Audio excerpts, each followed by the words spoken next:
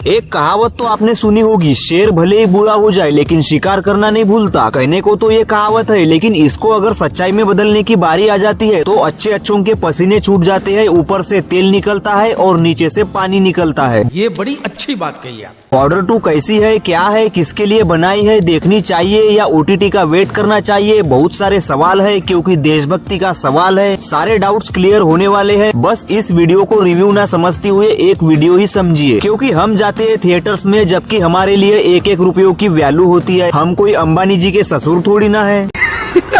एक आध मूवी पसंद आ गई तभी खून पसीना अलग करके 2 रुपए जमा के हम उस फिल्म को देखते हैं। हाँ, तो हम शुरुआत करते हैं बॉर्डर 2 के बारे में कि ये मूवी वाकई में पैसों की वैल्यू समझती है या नहीं। देखो, हर मूवी के 2 पहलू होते हैं, ये तो हर किसी को पता है, जिसमें अच्छी बातें और बुरी बातें निकल कर आती है। ऐसे में सबसे पहले हम बॉर्डर 2 की अच्छी बातें निकालेंगे। नंबर 1, देशभक्ति टॉपिक। वैसे देशभक्ति टॉपिक की बात की जाए तो ये काफी जिम्मेदारी भरा प्रोजेक्ट हो जाता है, और इसमें बात अगर एक्टिंग की निकल के आती है तो आप पूरे इंडियन इंडस्ट्री का रिकॉर्ड उठाकर देखोगे तो एकमात्र ऐसा बंदा दिखेगा जो इस टॉपिक पर वाकई में दिल से काम करता है। जी हाँ, किसी और के बारे में मत सोचो, मैं सनी देओल जी की बात कर रहा हूँ। देशभक्ति का मतलब सनी देओल, बॉर्डर का मतलब सनी देओल, बॉर्डर 2 का मतलब सनी देओल। पूरा सिनेमा एक तरफ और सनी देओल की पावरफुल एक्टिंग एक तरफ। ऐसे ऐसे डायलॉग्स बोले हैं जिन्हें सुन के मुझे नहीं लगता कि ये मूवी पाकिस्तान में रिलीज होगी। 68 साल की एज में आज भी वही जोशीले तेवर और एक जबरदस्त एक्शन सनी पाजी से हो रहा है। डायरेक्टर भी सोच में पड़ गए होंगे कि ये आदमी है या चमत्कार है। इन्होंने अपने हर एक फ्रेम में जान डाल के एक्टिंग की है, ऑडियंस को बोर नहीं होने दिया है। कैप्टन हो तो ऐसा जिससे लड़ना तो दूर, देखने से ही दुश्मन की जाए और वो रातों रात सरहद छोड़ के भाग जाए। आपकी एक्टिंग को सलाम है, प्रणाम है सनी पाजी। Point number 2, story. वैसे आपने बॉर्डर मूवी की स्टोरी देखी, जहाँ आपको लोंगेवाला की 1971 की लड़ाई के बारे में बताया गया था, जबकि पार्ट 2 में अलग अलग एरियाज में वॉर लड़ा जा रहा है, जहाँ हर सेक्टर में एक फौजी खड़ा है। ऐसा मेकर्स लोगों ने मूवी में दिखाया है। ये मूवी 1971 के वॉर को बड़ी ही डिटेलिंग के साथ दिखाती है, जबकि देखने से लगता है हिस्ट्री के कुछ पन्ने फटे होंगे, जहाँ के दफने हुए राज को ये मूवी खोल रही है। स्टोरी इंटरेस्टिंग है, सीखने लायक है, खासकर छोटे बच्चे जिन्होंने हमारे वीर शेरों का इतिहास तो पढ़ा है, लेकिन साक्षात उनको अगर खुली आंखों से भारतीय बहादुर सेना को दिखाना है तो ये मूवी एक बेस्ट एग्जाम्पल हो सकती है। नंबर 3, सॉन्ग्स और बैकग्राउंड म्यूजिक। वो एक दौर था जो बॉर्डर मूवी के गाने के लिए एक वरदान था। यहाँ से आए हुए गाने मरते दम तक भूले नहीं जाएंगे, और मर भी गए तो ऊपर गाए जाएंगे। जबकि बॉर्डर 2 से आए हुए जो भी सॉन्ग्स है, जिनको सुनने के बाद दिमाग से एक ही शब्द निकलता है, ना तेरा ना मेरा, 50 में निपटा ले। सीधी बात बोलूं तो बॉर्डर 2 के सॉन्ग्स मुझे उतने अच्छे नहीं लगे जितने 1997 की बॉर्डर मूवी से आए हुए थे। मान के चलो इन्हें हम एवरेज सॉन्ग्स बोल सकते हैं। हाँ, बैकग्राउंड म्यूजिक ने निराश नहीं किया। देशभक्ति के रंग में ऑडियंस को थिएटर के सोफे फाड़ने पर मजबूर किया है, क्योंकि सामने ये चेहरा नजर आता है, जॉन स्टीवर्ट एडोरी। ये वही चेहरा है जिसने Mirzapur, happy new year, band बाजा बारात, चक दे इंडिया, धूम और क्रिस जैसे ब्लॉकबस्टर फिल्मों के लिए अपना इम्पैक्टफुल BGM दिया है, और बॉर्डर 2 मूवी में भी इन्होंने अपना पूरा एफर्ट डाला है। मजा आ गया। तो ये हुई अच्छी बातें। अब निकालते हैं बुरी बातें, क्योंकि मैंने पहले ही बताया था किसी भी मूवी के 2 पहलू होते हैं। हाँ, तो नंबर 1, कास्टिंग सिलेक्शन। मूवी में जितने भी कास्ट को सिलेक्ट किया गया है, सिवाय सनी पाजी को छोड़ के, बाकी सभी लोगों से एवरेज परफॉर्मेंस झलक रहा है। हाँ, इन कैरेक्टर्स को अपनी एक स्पेशल पहचान दिलाने के लिए कुछ यादगार डायलॉग्स दिए गए हैं, जो कि इन लोगों ने अच्छे तरीके से बोले भी है, लेकिन फिर भी सनी देओल की ये लोग बराबरी करना तो दूर, उनके कंधे तक भी नहीं पहुंच सके, तो इनसे थोड़ा बहुत डिसअपॉइंट फील होता है। Number 2, action. यार, बॉर्डर मूवी हो, वॉर हो, जबकि आज की यंग जनरेशन के हिसाब से चलाया गया सिनेमा हो, तो उस हिसाब से एक्शन भी टॉप लेवल के होने चाहिए थे। लेकिन जो हमने सोचा था, जितना हमने सोचा था, उस टाइप का एक्शन हमें नहीं देखने को मिला, जिसको हम बिलो एवरेज एक्शन की कैटेगरी में डाल सकते हैं। माने इसे और बेहतर किया जा सकता था। वैसे भी पार्ट 1 के इमोशंस की ये मूवी बराबरी करना तो दूर, ये उसके आसपास भी नहीं भटक सकती, लेकिन इन लोगों ने ट्राई किया है, कुछ हद तक इमोशन से बनाए रखने की कोशिश की है। कहने का मतलब उतना भी बुरा नहीं है जितना आप सोच रहे हो, लेकिन बॉर्डर मूवी का मतलब ही इमोशन होता है, तो आई थिंक एक्शन के चक्कर में ये लोग कुछ इमोशनल मोमेंट्स भूल गए होंगे। बाकी पूरे मूवी का बायोडाटा उठाया जाए तो ये फैमिली के साथ देखने वाला सिनेमा हो जाता है। बच्चों के लिए तो वरदान से कम नहीं। उन्हें वीरों का इतिहास समझेगा कि हमारे वीर पुरुषों ने देश के लिए क्या क्या सहन किया, कौन कौन सी हदें पार की, और दुश्मनों को बता दिया कि बाप कौन है। यहाँ दिखाई गई बहुत सारी चीजें सीखने लायक हो जाती है, और सबसे इम्पोर्टेंट बात, ये मूवी आपके पैसों की वैल्यू समझती है। बाकी कुछ डाउट्स होंगे तो कमेंट बॉक्स ओपन है, बिंदास बोल दीजिए। मिलते हैं अगले वीडियो में। बाय दोस्तों।